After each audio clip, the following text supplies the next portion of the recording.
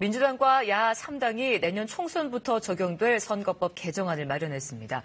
비례대표 선정 방식에 연동형을 도입하고 투표 연령을 낮추는 등 변화가 큽니다. 한국당은 야합이라며 강하게 반발하고 있습니다. 이번 친절한 뉴스에선 선거제 개편안에 대해서 자세히 알아보겠습니다. 자, 우정화 기자, 우선 선거제를 왜 바꾸려고 하는 겁니까? 네, 취지는 다양한 민심을 반영한다는 겁니다. 그동안 국회의원 선거에서는 지역구 의원 한 표, 또 비례대표를 뽑는 정당의 한 표를 던졌는데요. 그래서 지역구에서 단 한 명만 당선을 시켰더니 탈락한 후보를 지지하는 민심은 반영될 길이 없더라는 겁니다. 이 때문에 지역구에서 당선자가 나오기 힘든 소수 정당을 중심으로 민심을 반영해달라는 요구가 끊임없이 나왔고 이번에 개혁안이 나오게 된 겁니다. 네, 그렇다면 민심을 제대로 반영하기 위해서 대체 어떻게 바뀐다는 겁니까? 네, 셈법이 일단 좀 복잡합니다. 일단 전체 국회의원 수는 현재 300명 그대로입니다. 그러면서 지역구는 225석으로 줄이면서 비례대표는 75석으로 늘리기로 했습니다. 그러면 여기서 비례대표를 어떻게 배분할 것인가가 문제입니다. 예를 한번 들어보겠습니다.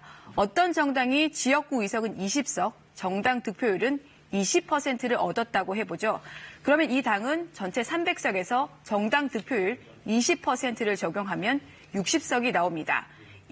그렇다고 이 60석을 전부 다 가져가는 것은 아닙니다.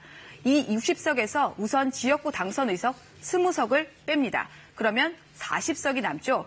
이 40석의 절반, 그러니까 20석을 1차 비례대표로 확보합니다. 그리고 나서 전체 비례대표 75석에서 모든 정당의 1차 비례대표 의석을 뺀 나머지를 정당 득표율에 비례해서 최종 배분을 하게 되는 겁니다. 네, 또 이번 개혁안에서 눈에 띄는 점 중에 하나가 바로 석패율인데 이 지역구에서 떨어진 후보가 비례대표로 선출될 수 있다고요?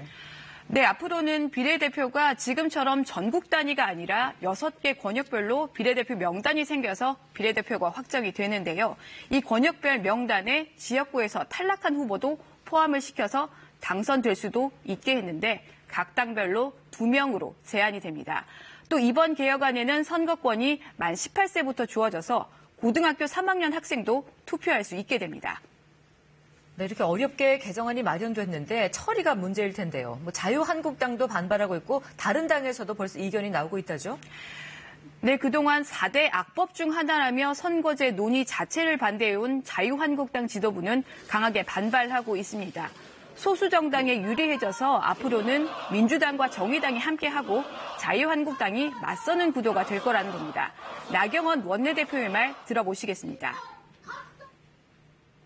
지금 우리는 자유민주주의가 그대로 존속하느냐 아니면 특정 세력에 의한 독재의 지배로 가느냐의 갈림길에 서 있다. 네, 법 개정에 합의한 당 사이에서도 이견이 나오고 있는데요. 바른미래당은 비례성을 높이자는 개혁의 취지를 못 살렸고 민주평화당은 지역구가 줄어서 당의 기반이 흔들린다며 반대의 목소리가 나오고 있습니다.